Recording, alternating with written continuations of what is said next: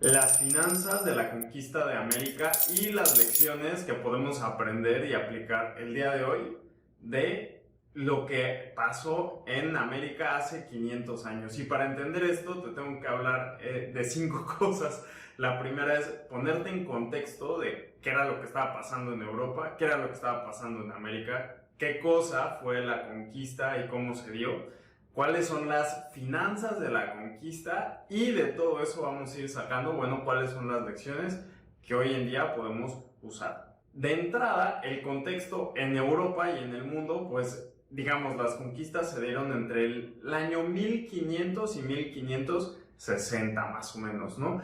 Y eso quiere decir que por lo menos hubo 2 generaciones de reyes, hasta 3, que eran los reyes católicos. Carlos V y Felipe II fueron como los principales monarcas que eran los que estaban en Europa, y ellos gobernaban el Imperio Habsburgo, ¿no?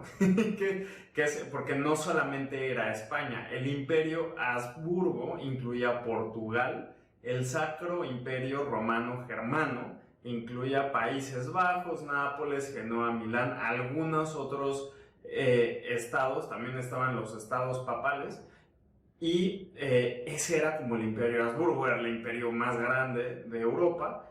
Y tenías por otro lado a los otomanos, con Solimán el Magnífico, que era toda la parte del Imperio Otomano, que también era muy fuerte.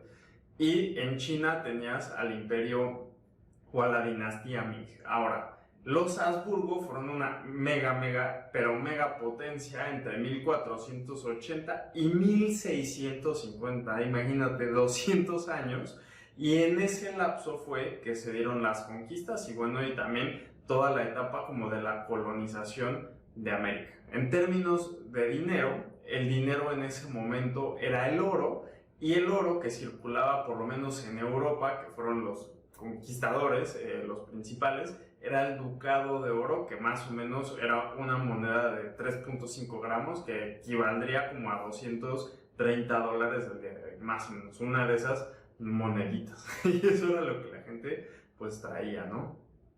En cuestión de activos, los activos más valiosos eran las tierras. ¿Por qué? Porque tener tierras quería decir que podías producir, que además podías tener trueque, y que además pues eso trae como ciertas tarifas que tú vas a cobrar a la gente que trabaja en tu tierra. Y también, como para darte contexto, pues la esperanza de vida en esa época era más o menos 30 años. Así que si tú tienes más de 30 años el día de hoy, quiere decir que bueno, que pues tienes que agradecer, hay mucho que agradecer, porque la esperanza de vida empezó a cambiar hasta 1900. Imagínate que antes de 1900, con todos los avances médicos, pues la esperanza de vida era 30 años. Te daba una gripita y si te iba mal, pues chao, te llevaba Diosito. Y en América tú tenías diferentes imperios. Todo lo que es la parte de Mesoamérica, que hoy se conoce como México, tenías a los aztecas. Tenías también a los mayas en la parte de la Riviera Maya mexicana, Belice, y también muy fuerte en Guatemala. Los incas en toda la parte del sur de América. Tenías a los muiscas en la parte donde hoy se conoce como Colombia, y un poco más al sur todavía tenías a los mapuches, y todavía hay otras tribus en la Patagonia que eran como un poquito, ya un poquito más atrasadas, ¿no? Ahora, nada más para ponerte en contexto cuál era la población, los aztecas tenían aproximadamente de 7 a 25 millones, dependiendo de cómo lo quieras ver, la ciudad principal o todo, digamos, su imperio. Los mayas más o menos eran 6 millones, los incas eran aproximadamente 12 millones, y los muiscas y los mapuches uno cada uno, más o menos. Y estos eran imperios o como poblaciones grandes que no tenían más de 100 años gestándose. Igual, pues 100 años es un montón, ¿no? Para la vida de uno, pues es bastante. Y sobre todo, imagínate, eran 4 o 5 generaciones y la esperanza de vida eran como 100 años. Entonces prácticamente eran como imperios nuevos a comparación con los imperios que vienen pues en España, etcétera, que ya tienen 1500 años, ponle tú. Ahora, en términos de dinero, el oro en América no era el dinero. En América el oro en general era un ornamento, y era un ornamento para los aztecas, para los muiscas y para también los incas. Para todos era como un ornamento, y casi siempre sí quería decir que era que tenías riqueza, porque el ornamento eran petos, eran como unos de esos aretotes. De hecho, a los incas les decían orejones, porque tenían como unos aretotes de oro y pues tenían como sus coronitas y tenían como muchísimas cosas, incluso los muiscas hasta máscaras de oro. Entonces eran ornamentos. El intercambio, el que era la base de la economía, pues sí existía. En la parte de los aztecas se hacía con cacao y mucho era en especia, igual que los muiscas. En el caso de los incas vivían sin dinero. Era como una especie de socialismo, si lo quieres decir así. No es exactamente eso, pero es lo más semejante, porque en realidad pues las diferentes partes de la tribu inca pues tenían diferentes profesiones y eran maestros de la agricultura. En realidad, cuando llegan los españoles con los incas, pues se dan cuenta que no había mendigos, que no había pobreza, que no les faltaba nada, porque unos se dedicaban a hacer toda la parte textil y la ropa, los otros en la comida, y entonces se iban repartiendo, y el inca sí cobraba como ciertos impuestos, pero eran en especia, y el mayor impuesto que te cobraba pues era tu trabajo, en pocas palabras. Entonces tú trabajabas para la sociedad, y digamos que el mismo sistema se encargaba de proveerte de todo. Y los mapuches, y ya un poquito más hacia el sur, lo que hoy se conoce como Chile, hacia el sur, pues por las temperaturas extremas no era muy fácil establecerse por ahí, y realmente la geografía pues no ayudaba, ¿no? Tienes desierto, sí, en la parte de arriba de Chile, en la parte digamos media, sí el clima es un poco mejor, pero también llega a ser extremo en la parte sur. Entonces era como bien difícil pasar por ahí. Y los mapuches pues eran un poquito más nómadas, cazadores, etc. Ahora, los activos más valiosos en América pues eran las tierras para la producción. Y en el caso de los aztecas y de los incas pues eran los estados sometidos. Era un poquito diferente porque los aztecas sometían a la fuerza y te ponían a tener como tributos, o sea, digamos que el pueblo sometido tenía que pagar, y los tributos muchas veces eran en especie, en esclavos de guerra para sacrificar a los dioses. Y sí, eran sacrificios humanos en el templo mayor y todo esto, ¿no? Ahora, los incas llegaban y te decían, a ver, a partir de ahora vas a hacer uno más como de nuestro pueblo y te vamos a dar derechos. O la otra opción es que si no lo haces por las buenas, pues puede ser por las malas. Y en ese sentido sí te hacían la guerra, pero los incas no te destruían porque ellos creían que todo eso era un activo que había que poner a producir. Entonces no destruían, digamos, las casas, etcétera, ya que te doblegaban. Entonces sí tenían ciertas tácticas, como agarrar al hijo del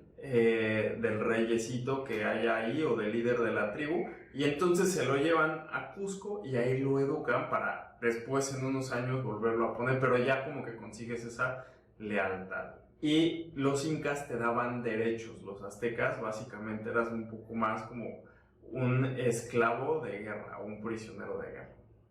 Ahora, después, como para ponerte un contexto de lo que pasó después de la llegada de los españoles, que vinieron como epidemias, fíjate en la gráfica cuánta gente se murió de cocolistri, que es como una de las enfermedades más graves de los aztecas. Si eran 25 millones en general, habrán quedado 2 millones. O sea, esto fue brutal, y en la mayoría de los casos pasó similar. Ahora, no todas las muertes fueron por enfermedades, pero también porque los españoles los trataban mal, los ponían en encomiendas, y todo esto que vamos a ver ahorita. Y entonces, pues los indígenas iban muriendo. Ahora, Ahora, te voy a dar un poco de contexto de la conquista y por qué fue que sucedió. Porque en realidad, pues nadie sabía que había, en Europa sobre todo, nadie sabía que había otro continente. Entonces, ¿qué sucedía? Que usualmente los reyes de Europa hacían mucho comercio con Asia. ¿Y qué sucede? Que antes, pues toda la parte de Constantinopla, etcétera, toda esa parte era cristiana y tú podías hacer comercio en la ruta de la seda, que le llamaban. Ahora, ¿qué sucede? Que por ahí del año 1450 y tantos, los otomanos y los musulmanes conquistan Constantinopla y esa parte se vuelve parte del Imperio Otomano. Y además Venecia era como bastante caro pasar por ahí por diferentes motivos. Venecia siempre había sido un buen puerto para hacer este tipo como de comercio hacia, vale la redundancia. Entonces, ¿qué sucedió? Que por diferentes motivos era demasiado caro y los europeos estaban buscando pues nuevas formas de hacer comercio, nuevas rutas comerciales a las Indias. Y así es que a alguien se le ocurre que pues si tú navegas, porque era una idea novedosa, ¿no? O sea, si tú decías que la Tierra era redonda, pues te mandaban a la Inquisición y chao, te quemaban. Entonces, era como una época en la que estaban intentando cosas nuevas y Cristóbal Colón, después de muchísimo esfuerzo, logra convencer a los reyes católicos de que lo dejen ir para el otro lado o que también había otra ruta para cruzar por debajo de África, que ese continente sí lo conocían más, ¿no? Entonces, él al intentar dar la vuelta, pues resulta que descubre que él piensa que llega a las Indias y entonces pues empieza a descubrir un poquito lo que es América. ¿Y cómo es más o menos que se descubre? Bueno, de entrada se descubre una que es la Española, que es básicamente Santo Domingo. Y es importante la Española porque de la Española se van a cruzar a lo que es el norte de Colombia, al Golfo de Urabá, y en el Golfo de Urabá se asientan hacen una ciudad que se llama Santa María la Antigua del Darién. Y esta ciudad también es muy importante porque después se va a empezar a conocer Panamá. Balboa, que es el conquistador que llega ahí al Darién, pues cruza el continente y se da cuenta que descubre el mar del sur, así le llaman, que para nosotros es el Pacífico, pero él es el descubridor porque en las diferentes expediciones que habían hecho, pues tenían como todo un mapa de lo que era el continente de la parte derecha. Imagínate los cartógrafos que no sabían en dónde terminaba ese continente, ¿no? Entonces tienes a esta persona que va descubriendo Panamá, Cuba, luego Santa Marta y Cartagena y Venezuela. Esas son como las primeras ciudades que empiezan a establecer los españoles. ¿Y por qué son importantes? Por ejemplo, Cuba, lo que hace es que de Cuba parte Cortés hacia México en esta ruta, que es la ruta de Cortés, y llega y funda la Villa Rica de la Veracruz, que hoy es Veracruz, ¿no? Y de ahí va a Tenochtitlán, y esa es más o menos como digamos, el camino para la conquista de México. Eso por 1519, 1520. Ahora, si regresamos a Panamá, Panamá es muy importante porque sí, de el Darién se cruzan al Mar del Sur y ahí establecen como una nueva población, y de esa población empiezan a bajar porque había rumores, pues eso llegaba a rumores de que había una nación muy rica como la de México, etcétera, después de unos cuantos años. Y entonces a Francisco Pizarro pues se le ocurre ir bajando a descubrir, y empieza a descubrir todo lo que es la costa de Ecuador y Colombia hasta llegar a Perú. Y por eso es muy importante. A la hora de conquistar Perú y Cusco, lo que sucede es que de ahí después se van a pasar a Chile. Ahora, Santa Marta es importante porque Santa Marta y Cartagena es de donde empiezan a salir expediciones hacia el sur y termina con la conquista del Imperio Muisca, que justamente ahí se establece Santa Fe de Bogotá, así se llama, ¿no? Ahora, de Tenochtitlan, la conquista es de parte de México, empieza a bajar hacia Centroamérica. Y ahí es donde queda Pedro de Alvarado en Guatemala, y toda la parte de Costa Rica y Nicaragua también la empiezan como a recorrer. De hecho, la gente que está en Panamá, cuando quiere ir al norte, ya no puede ir al norte porque ya se da cuenta que eso ya está conquistado. Y es importante, ahora regresando a Cusco, que de Cusco parten los conquistadores, que es Belalcázar, parte hacia el norte, y él se considera el conquistador de Quito, que después se va hacia Bogotá. Y también de Cusco se parte hacia el sur, a Chile, y ahí Pedro de Valdivia es el que funda Santiago. Y todo lo que es Brasil, en realidad empezaron primero los franceses y holandeses que llegaron, y por ahí de 1530 pues los portugueses llegan con la Orden del Rey y lo sacan, ¿no? Y empiezan a la parte de la conquista de Brasil. Eso por toda la parte de arriba. ¿Y cómo es que se le da la vuelta al continente? Porque hay un explorador que se llama Magallanes, que quiere darle la vuelta al mundo, y entonces quiere encontrar un estrecho, y por eso se llama el sur de América, donde es tierra de fuego, se le llama el estrecho de Magallanes. Ahora Magallanes ya no sobrevive a darle la vuelta al mundo, pero uno de sus compañeros sí, y le da la vuelta al mundo, pasa por todo el tema de las Indias, por eso también se llaman Filipinas, todas esas partes de allá, de Asia, le da la vuelta a África y regresa a España. Él, digamos que es la primera vuelta al mundo. Y de Venezuela también es importante, ahí llegan los alemanes, pero bueno, seguía siendo el Imperio Habsburgo, con Fredermann, y Fredermann, después de varias disputas con el gobernador de ahí, empieza a conquistar hacia el sur y termina en Bogotá.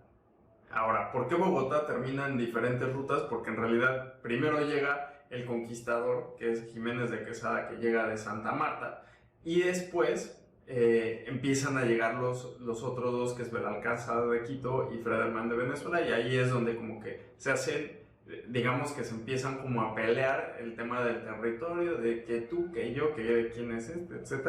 Entonces, más o menos así es. Y cuando Magallanes le da la vuelta al mundo y llegan con estas noticias, bueno, no fue Magallanes, ¿no? Pero llegan con estas noticias a España, lo que hace después, y todas estas cosas pasan como en tiempos similares, es que por un lado Pizarro le pide ser gobernador de Perú. Por otro lado, uno de sus compañeros, que es Almagro, pide que también ser conquistador de Perú. Entonces el emperador Carlos V empieza a agarrar y divide la parte de Sudamérica, y lo divide en diferentes pedazos.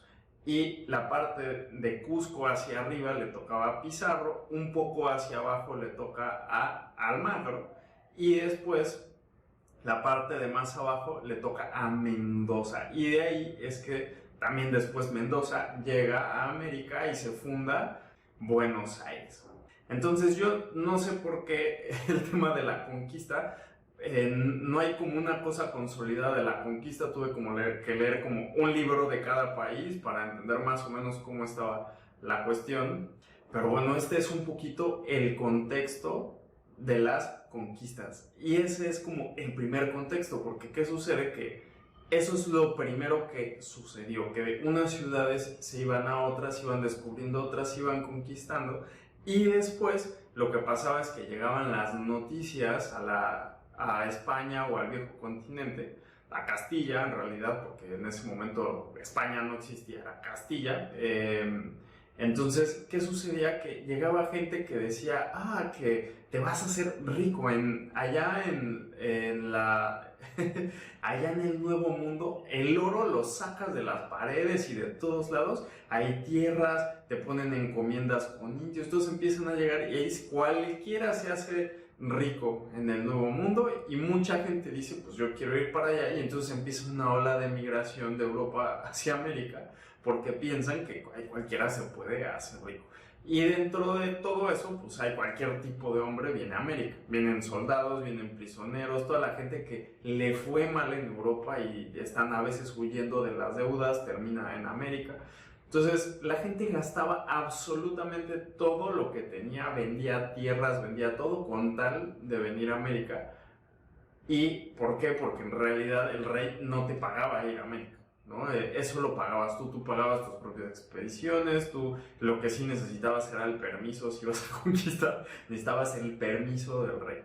Y el tema con los indígenas y que los ponían como esclavos, a ver, nunca les llamaron esclavos porque se supone que eso ya no existía, pero los ponían en encomiendas. ¿Y cuál era el tema? Que el español decía que el indígena era tan salvaje que era considerado un animal, era una bestia. Entonces, como no era un hombre, lo podrías tratar básicamente así como animal de carga, ¿no? Y después, cuando se dan cuenta que es un continente completamente nuevo, la razón 3, pues es que empiezan a expandir los territorios del emperador y después de eso también el tema de, vamos a expandir la fe católica porque esa tierra donde sacrifican gentes del demonio, etc. Y pues en ese momento eran demasiado fanáticos con el tema de la Inquisición, de la religión, y por eso un ejemplo es la Inquisición. Que si eres un hereje y pum, y tenían una lista de 10 torturas que eran bien fuertes para la gente y eran como bien brutales. Entonces, pues más o menos eso era con la iglesia.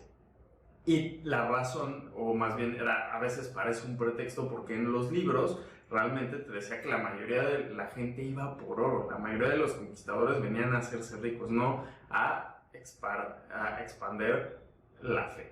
Y en términos de lo que fue la conquista, te diría que hubo más o menos 2 tipos de conquistas, ¿no? La conquista de los imperios, que por ejemplo a los aztecas y a los incas agarraron como a diferentes tribus indígenas que eran enemigas y a todos los juntaron para derrocar al imperio, ¿no? Y lo mismo pasó con los incas, porque cuando pues son imperios que están conquistando y que ponen tributos, etcétera, pues muchos, digamos que generan muchos enemigos, y hay un dicho que dice que la conquista de América se hizo más por los mismos americanos que por los españoles. ¿Por qué? Porque los españoles, por ejemplo, Pizarro llegó como con 100 personas y de esas 100 se murieron casi todos. De hecho, quedaron en una islita, sobrevivieron 13 y de ahí pidieron refuerzos. Valdivia, lo mismo, ¿no? Y Cortés tuvo como un poquito menos, una trayectoria menos difícil, pero en realidad en la conquista pues llevaban poca gente, pocos españoles, y los ejércitos para derrocar a los imperios pues eran los indígenas. Y la conquista normal, que no fueron ni el imperio azteca ni el imperio inca, pues fueron más como exterminio. Básicamente ahí sí fue, porque desde que llegaron los españoles por ejemplo, a Panamá, pues llegan y empiezan a fusilar a todos los indígenas, no dejan rastro de nada, se llevan el oro, etc. Entonces, la verdad es que los que llegaban a sobrevivir los ponían en esclavitud y los hacían como bestias de carga, las mujeres las violaban, o sea, digamos que la conquista era bien dura.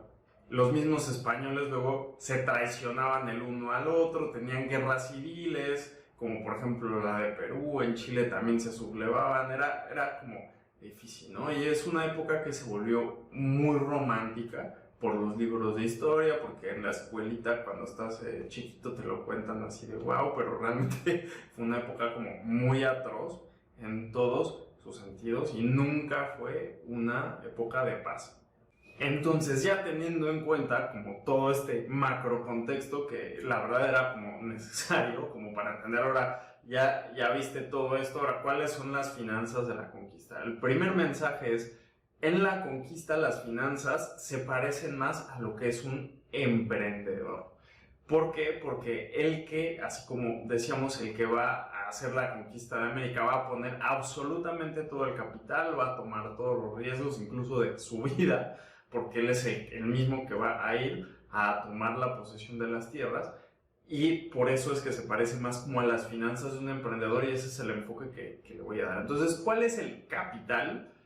Porque cuando tú emprendes, pues tienes un capital inicial, ¿no? Con el cual vas a hacer como tu negocio. Entonces, en esta ocasión, en las conquistas, pues era todo lo que te traías a América, eran las provisiones, porque en América, pues tenías que comer, ¿no? Entonces traías provisiones, tenías que pagar a la gente que venía contigo, tenías que pagar tus barcos, todo lo que es un conocimiento avanzado, si lo quieres llamar así, y lo distingo porque hay muchas cosas como las armas, que en Europa eran bastante más avanzadas que en América, y por ejemplo los animales. Entonces, como capital en especies, si lo quieres decir así, también traes perros y caballos que en América pues no se conocían, y ahorita vas a ver por qué fue un muy buen activo. Ahora, el capital es lo que tú pones y los activos es lo que tú usas para generar ingresos.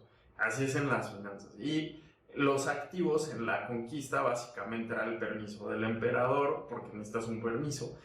Hombres, armas que son superiores, alianzas con los indígenas y esclavos. Todo eso son como los activos. Ahora, el permiso, y aquí digo el permiso, porque no cualquiera podía hacerse llamar gobernador o adelantado o conquistador de X lugar. Tenías que tener el permiso del rey. Entonces, eso te hacía como superior y tu cargo era como superior al de las demás personas, y sin esto pues no ibas a ningún lado básicamente. Sin permiso, si te declarabas conquistador de algo, te desaparecían o algo te pasa, ve tú a saber, pero no ibas a ningún lugar, ¿no? Ahora, eso por la parte del activo que tú tienes, que es el permiso, que te hace superior a todos los demás. Ahora, hombres. Y aquí voy a hacer separación, porque hay hombres que son visionarios de conquista, que lo que quieren es gloria, expandir como los territorios del emperador, ser recordados. Es gente que piensa a largo plazo y buscan, y no es que ellos vayan a buscar oro fácil. Ahora, sí hay hombres, el segundo tipo de hombres que va contigo, que sigue siendo un activo porque te va a generar ingresos, es la gente que busca oro. Es la gente que busca oro y que no quiere nada. Hay gente que van huyendo de España, personas que son prisioneros, literal, y son los que van a hacer la conquista. Y por eso también fue una de las razones por las que fue una conquista bien salvaje, porque la gente educada, pues muchas veces decía: yo que voy a ir a matarme allá, yo quiero quedarme en Europa. Y sí iba gente educada y sobre todo con mucha experiencia en guerras. En las guerras de Italia, mucha gente pues fue al Nuevo Mundo, y también gente con experiencia de la batalla de Pavía, que fue la que prácticamente agarraron al rey Francis. Y pues esta gente, si vaya, no eran los más, no eran los más, pero sí había, esta gente termina destacando en los rangos, y pues son hombres como muy importantes. Ahora, los animales, ¿por qué son un muy buen activo? Lo que son los caballos, los indígenas en todos los lugares de América, tanto los aztecas como los muiscas como los incas, cuando tú lees los libros, todos piensan que son como dioses, que son como, o sea, el hombre y el animal como que son uno mismo y parece que son como dioses, ¿no? Los perros eran una cosa que les daba miedo. O sea, los indígenas veían un caballo o un perro y era muchísimo más, como que daba muchísimo más terror que un hombre, porque además los perros pues, estaban entrenados, y los perros eran bestias para matar, ¿no? Entonces, ese era el tema con los perros. Ahora, las armas, tienes dos tipos de armas: las de ataque, que prácticamente tienes el fusil y tienes, bueno, los arquebuses y tienes las espadas. Pero ¿cuál es la cuestión? Que los indígenas pues no conocían el hierro, y como no conocían el hierro, las armas de los indígenas eran de madera, con piedras, obviamente, que cuando te pegaban pues sí te daban un buen golpe, pero las espadas te cortaban y te mataban y te atravesaban de una. Entonces, cuando tú ponías a alguien con una de estas armas de madera contra una espada de hierro, entonces pues obviamente el que tenía más de ganar pues era el de esta espada. ¿Y por qué pongo más el tema de las espadas? Porque según los documentos parece que no había tantos arquebuses, porque esa es la cosa que uno dice: es que traían rifles.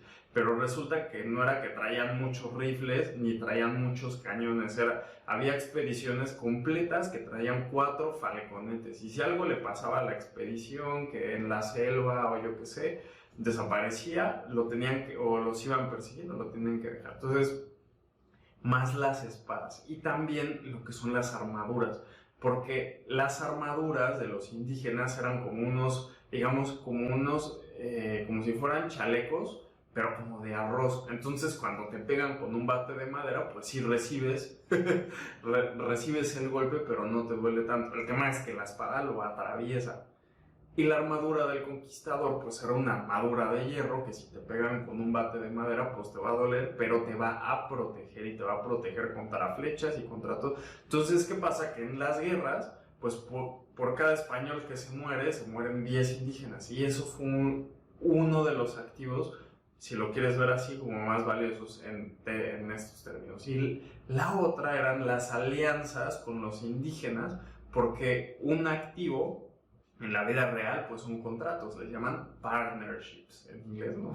O sea, tener como alianzas estratégicas con otras empresas, pero en este caso, pues son con indígenas. En México, con los Empuala, los tlaxcaltecas y todos contra el Tlatoani, ¿no? Que son los aztecas o el rey azteca. En Perú, pues realmente, pues estaba peleando Atahualpa contra Huáscar, que era el Inca del norte contra el del sur, si lo quieres ver así. Y entonces pues aprovechan que está esta guerra civil y al principio le dicen, no, es que yo vengo a apoyar a uno, y ya que matan a uno, pues van, no, es que yo te venía a apoyar a ti, y como que los van como confundiendo. Y en Colombia tienes al Saque contra el Zipa y había otros caníbales por ahí, y en Chile pues tienes a los mapuches, que en realidad los mapuches ya no llegaron a ceder. Después del tema como de la zona de la Araucanía, ya los mapuches ya no dejaron que los españoles avanzaran. Ahora, todo este capital y estos activos que tú tienes, pues si los pones a trabajar el hombre, los permisos, los animales, las alianzas con los indígenas, tu principal ingreso o tu retorno de la inversión estaba en oro. Primero los indígenas te daban regalos porque no querían como que te acercaras mucho y así, y también pues iban asaltando los pueblitos pequeños y de ahí van sacando, ¿no? Eso como la primera etapa del emprendimiento, si lo quieres ver así. Luego los gastos, pues es que le tenías que pagar todo a los soldados. Si quieres ver como sueldos, pero pues les tenías que dar de comer, los costes de los barcos, los caballos, los perros, todas esas, las armaduras, todas esas cosas te iban a costar. ¿Qué otra cosa gastabas? Bueno, pues tenías que gastar en convencer, a veces en hacer marketing, en hacer propaganda, para que más hombres se quisieran unir a tu expedición y entonces así generar más riquezas, ¿no?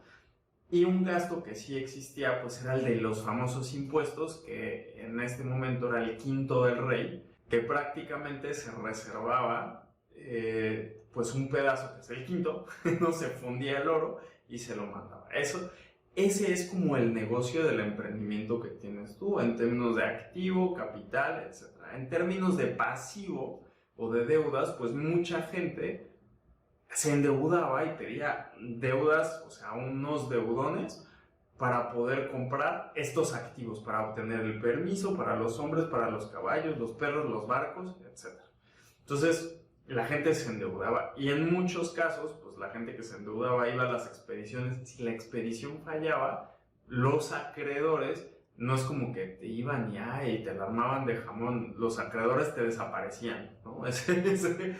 Más o menos así funcionaba en esa época. Y en el mejor de los casos te mandaban a España o a Castilla, y ahí pues te tocaba estar en prisión. Ahora este emprendimiento pues siempre es como de, bueno, este es mi negocio, este es mi emprendimiento, pero eso hay como un tema de condiciones externas que te van como a afectar, ¿no? Por ejemplo, ¿qué pasa si tú tienes ciertos ingresos pero gastas más de lo que ganas? O sea, básicamente luego te endeudas, etcétera. Cuando tú ya no tienes más que darle a los hombres que te están siguiendo, ya no tienes que darles de comer, ya no les puedes dar su sueldo, pues se sublevan y te traicionan. Y entonces, ¿qué sucede? Que no todos los emprendedores o expedicionarios sobrevivían. y además pues tenía cierto tipo de condiciones como que, el que iba a explorar Colombia, Quesada, Frederman y todos estos, bueno, que había cocodrilos y en los textos dicen, no, es que tantos mueren por cocodrilos, serpientes, animales venenosos, frutos venenosos, que el insecto X te dio una enfermedad y te moriste, además se te acaban las provisiones y te da hambre, deserción y muerte. Pero ¿qué pasa? Que en Perú al magro se le ocurre ir por las montañas y entonces pues hay lobos, hay aves de rapiña que igual te atacan, la gente se muere de frío, se congela, hay hambre, deserción y muerte. En Chile, pues ¿qué sucede? Que Valdivia ya pasa por el desierto, no le hace como Almagro y pensando que es mejor y resulta que no había nada que comer, no había agua, es un calor extremo, la gente se muere de hambre, deserción y muerte, ¿no? Entonces, eso en el desierto.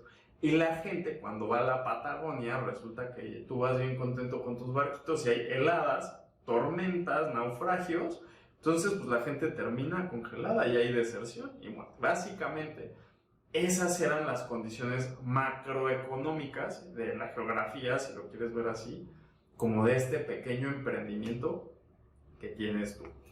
Entonces, en una segunda etapa de la conquista, ya que pues le invertiste todo esto, pues resulta que ya tus activos empiezan a mejorar, ¿no? Porque fue un emprendimiento exitoso. Entonces, ¿qué sucede? Que ya en tus activos ya tienes tierras conquistadas, fundación de ciudades, porque, por ejemplo, tú llegaste a Tenochtitlán y llegaste a Cusco, y llegaste digamos, al Imperio Muisca, pero además empezaron a fundar pues otras ciudades. Además tienes hombres, sigues con las alianzas indígenas y ahora tienes las encomiendas que ahorita te voy a explicar, ¿no? Entonces, en términos de hombres, la mayoría de los hombres que sobreviven pues son hombres que son visionarios, con experiencia, etc.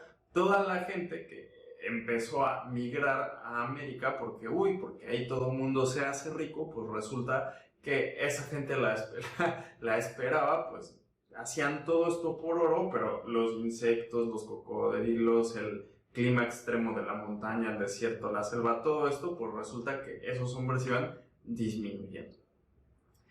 Y en términos de las tierras, pues ¿qué sucede? Que ahora las tierras conquistadas pues ya son tierras fértiles que empiezan como a cosechar y ya pues también los españoles traían los cerditos o los chanchitos como le dicen, y con eso pues también empiezan a reproducir su ganado. De hecho, las ovejas la traen los españoles, las ovejas no existían en América, en el sur se usaban las llamas, por ejemplo, las llamas, las vicuñas y las alpaquitas, ¿no? Entonces, pues estas tierras también las usan para protegerse y empiezan a construir pues fuertes militares. Y las ciudades, pues sí, ya hablamos de la Villa Rica de la Veracruz en México, fundaron Cartagena, fundaron Santa Marta, fundaron Panamá, el Darién, Lima es una ciudad que fundó Pizarro. No era una ciudad inca, o sea, bueno, había restos, etcétera, pero no era Cusco. Santiago de la Nueva Extremadura la funda Valdivia, Nuestra Señora del Buen Aire y bueno, y muchos más, porque había como un frenesí de hacer nuevas ciudades, porque la gente quería ser gobernadora, ¿no? Entonces, pues empiezan a fundar muchas ciudades y también de ahí es que empieza a crecer. Y también en términos de hombres, pues empiezan a llegar los frailes que para proteger a los indígenas de los malos tratos y propagar la fe católica, y pues hay frailes que sí hacen eso y que van y se quejan con el emperador, y hay otros frailes que pues también llegan y se quieren hacer ricos, ¿no? Entonces, más o menos así era. Y los indígenas ya, lo que eran las alianzas para derrotar a los grandes enemigos cambia a que los españoles los ven más como vasallos que había que inculcarles la fe católica y los ponen unas encomiendas. Y las encomiendas, pues era que a X español le tocaban 50 indios para trabajar el campo, las minas o lo que sea, pero prácticamente eran esclavos, para trabajar y hacer rico al conquistador. Entonces, como conquistador, lo mejor que te podía pasar era que te pusieran encomiendas. Y todos estos activos te generaban otra vez ingresos, pero ahora ya los ingresos no son regalos o tampoco son como que asaltos pequeños por ahí, ¿no? Ya tú ya estás extrayendo de las minas y de todo lo que, bueno, al final se extrajo de las culturas incas, azteca, muisca, mapuche, de todos sacaron oro. En el caso, por ejemplo, de los incas, llegan y dicen, es que el techo era de oro, pum, se llevan el techo, ¿no? Entonces, todo lo que era ornamentación de los aztecas, pues también se lo empiezan a llevar, lo funden y ahí se lo llevan.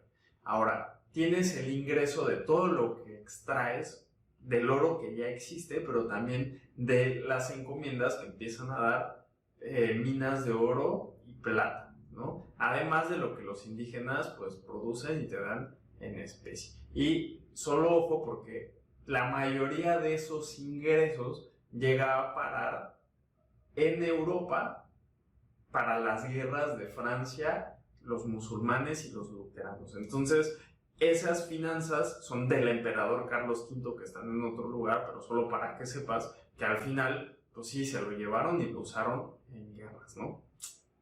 Mal, pero bueno, así es la historia. Y en términos de los gastos, pues tienes los mismos gastos porque vas gastando en los hombres, en las construcciones de las ciudades, en barcos, en caballos, pero también los hombres se empiezan a mantener por sí solos. Y siempre tienes que seguir pagando el impuesto al rey. Las deudas se empiezan a pagar porque, pues, bueno, si sobreviviste, porque ahí no era que el negocio lo quebré y chao, y ya me voy, ¿no? Allá lo que pasaba es que tú te endeudabas para irte a una expedición y te morías en la expedición. Entonces, si sobreviviste y te fue bien, pues tenías con qué pagar las deudas. Y la mayoría de las veces, pues estas deudas sí se pagaron, pero otras no, y entonces pues ahí era donde los acreedores pues, te iban a buscar. Ahora sí, después de todo esto, del contexto y las finanzas, como en las diferentes etapas del emprendimiento de las conquistas, ¿qué son las cosas que yo puedo aprender, que puedo aplicar a mi vida real y sobre todo lecciones como para el emprendimiento, ¿no? ¿Por qué? Porque las conquistas, pues al final son un claro ejemplo de emprendimiento. Porque tú estás solo con tu alma, con tus ahorros, con tus alianzas estratégicas, con tus socios y tu capital. Básicamente así funciona emprender, ¿no? Y cuando tú emprendes, pues esto es lo que tú vas a dar como capital. Prácticamente tus ahorros, tú en la contabilidad puedes poner como especie, por ejemplo, que la computadora, que muebles, que la tienda. Tú en tu capital social inicial, pues puedes poner como diferentes cosas, pero prácticamente es eso. Y generalmente tú tienes que abrir una empresa pues con socios. Que uno va a ser el director de no sé qué, el otro el tesorero, el otro el que guarda los papeles, no sé. O sea, hay diferentes roles dependiendo del país. Ahora, todo esto que tú metes en capital, generalmente lo vas a comprar en activos, porque el capital financia los activos. ¿Y cuáles son los activos? En primer lugar, tienes el permiso del Estado, ¿no? No te salvas. Las provisiones de dinero, que son los ahorros, la cuenta bancaria, etc. Y hay intangibles como el conocimiento y como el tema de la energía, bla, bla, bla, y ahorita vas a ver por qué son intangibles. Ahora, entrando al activo número 1, pues el permiso es, cuando tú abres una empresa necesitas el permiso del Estado para abrirla. Si es un rubro que no está como muy protegido o no está extraño, no vas a tener ningún problema, pero necesitas el permiso porque si no, no vas a ningún lado, te pueden multar, te llevan preso, dependiendo, ¿no? La propiedad de la marca te la ganan, o sea, necesitas un permiso de operaciones. Y en cada país le llaman distinto, pero bueno, en todos vas a necesitar un permiso. Y lo que sí es que también, ojo, porque hay industrias que te metes a un negocio como commodities, oro, minería y estas cosas, pues va a ser un poquito más complicado y también va a depender. Los países muchas veces tienen profesiones que son como, digamos, protegidas solo para los locales, etc. Entonces necesitas un permiso. Y no siempre lo vas a obtener, pero necesitas un permiso y sin esto no vas a ningún lado. En segundo lugar, necesitas alianzas estratégicas, que en la conquista fueron los indígenas, pero tú en la vida real, pues si tú abres una empresa con socios, ellos son tu alianza estratégica. ¿Por qué? Porque estos socios son buenos profesionales, ¿no? Porque si la persona con la que te juntaste es muy buena, seguro va a agregar muy valor, pero si la persona con la que te juntaste pues no sabe nada, ¿no? Nada más te juntaste como para pasar el rato cool, pues seguramente tu emprendimiento la va a sufrir. Y en la conquista, pues sí, los españoles que no confiaban el uno en el otro, se traicionaban en guerras civiles, pero en la vida real esas cosas suceden. Pues sí, en la vida real sí sucede que los socios se pelean y se pelean por la empresa y eso termina siendo un desastre. Entonces, mientras mejores socios te puedas conseguir, pues tu emprendimiento va a salir mejor. Ahora, hombres, el capital, ¿no? Son más bien el activo más valioso porque al final son los que generan resultados. Y esto es algo que viene un poco más en la modernidad, porque si tú ibas a emprender hace 50 años o tú trabajabas hace 50 años, te dabas cuenta que las empresas no les interesaba a la gente, ¿no? Entonces, hoy en día hay un poco más de conciencia en cómo tratar al empleado. Generalmente, si lo tratas bien, eso va a repercutir de forma positiva en los resultados que tienes. Y si lo tratas mal, pues te vas a meter en un broncón, pero broncón legal, o sea, te puedes meter en cualquier tipo de problema porque también ellos son los que cuidan a tus clientes. Ahora, en términos de activos intangibles, tú vas a tener tres cuestiones. La primera cosa intangible es convicción.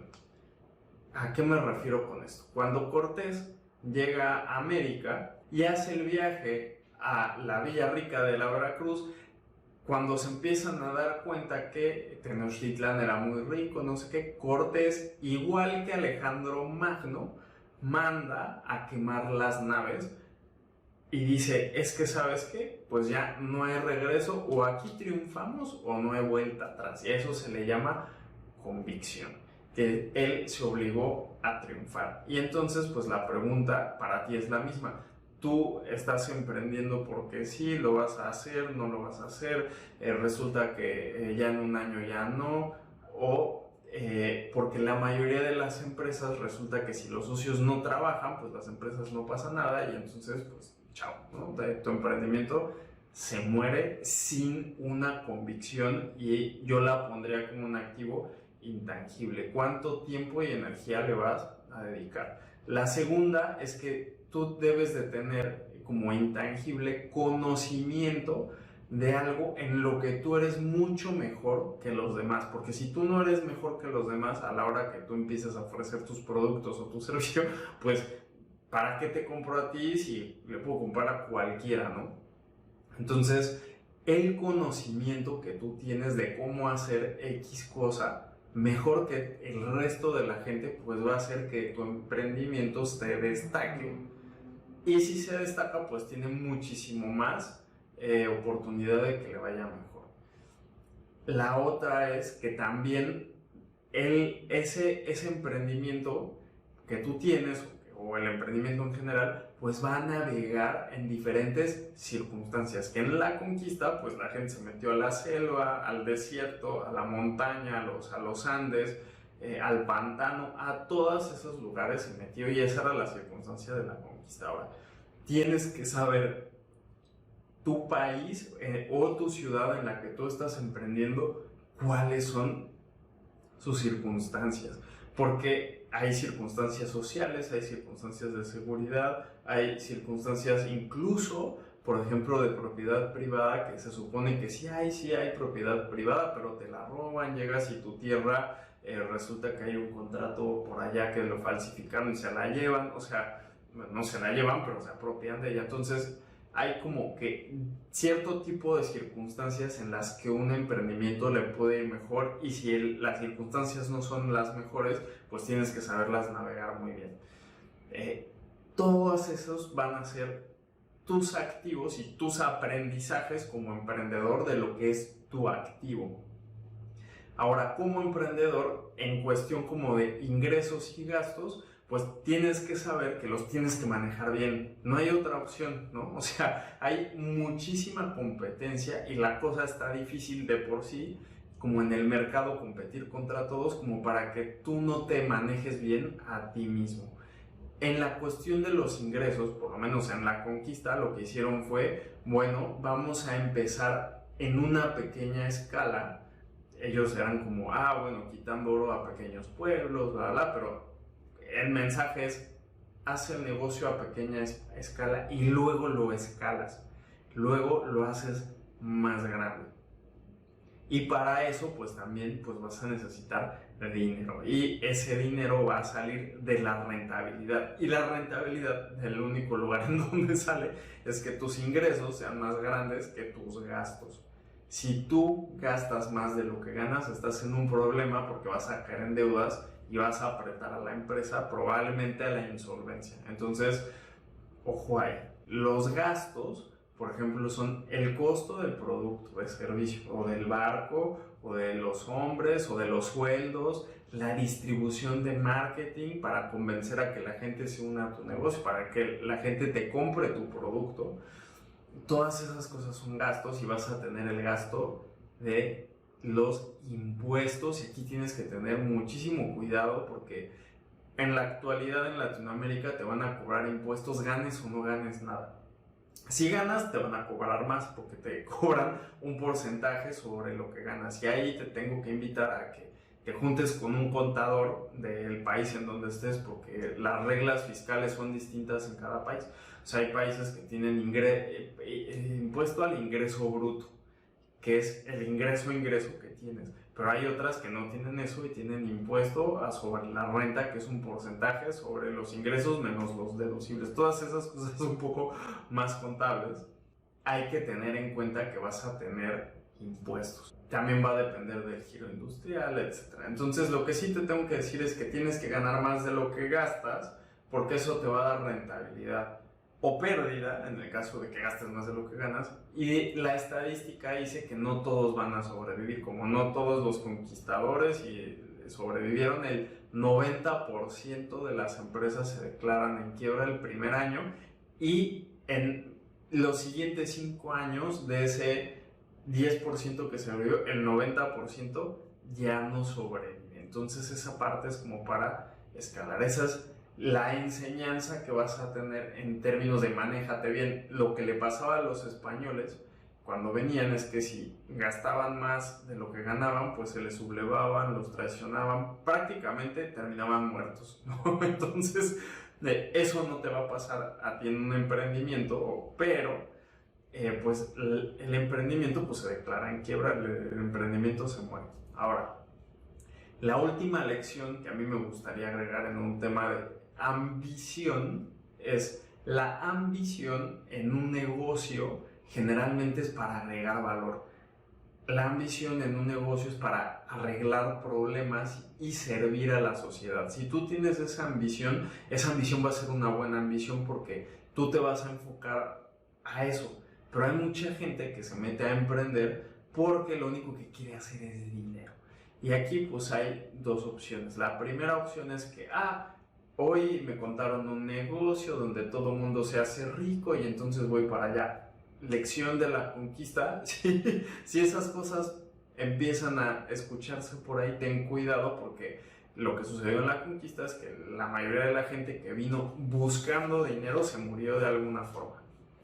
Muy pocos sobrevivieron. Luego, a eso me refiero con el negocio, ¿no? El negocio. O sea, los negocios que solo los haces por dinero son muy complicados. Porque al final tú necesitas convicción y la convicción va a flaquear si lo único que haces pues es como por dinero.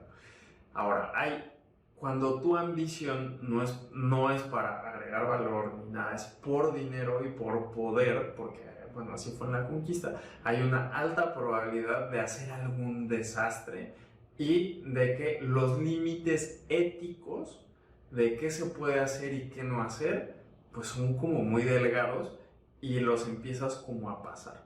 Y ahí es donde los españoles terminaron traicionados por su gente, terminaron presos o desaparecidos.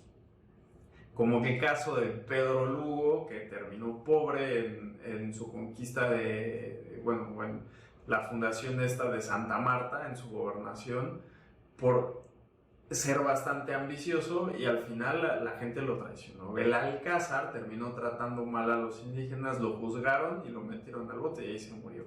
Frederman intentó conquistar sin el permiso del rey y entonces cuando regresó a Europa lo metieron al bote. Los Pizarro trataron mal a sus socios de negocio que fueron los Almagro, entonces se pelearon en guerras civiles.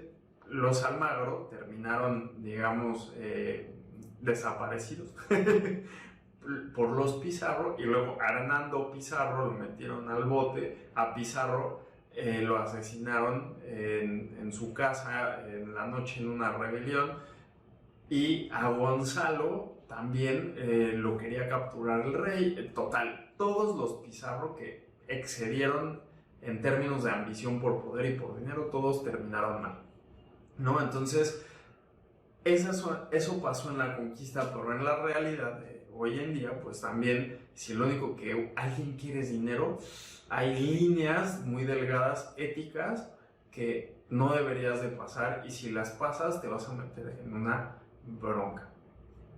Y también hay una alta probabilidad, en segundo lugar, que tu negocio no funcione a largo plazo porque usualmente no funcionan la gente que solamente busca dinero, porque tarde o temprano se va a rendir. Y estas son las lecciones de las finanzas como emprendedor que te pueden dar las conquistas de América.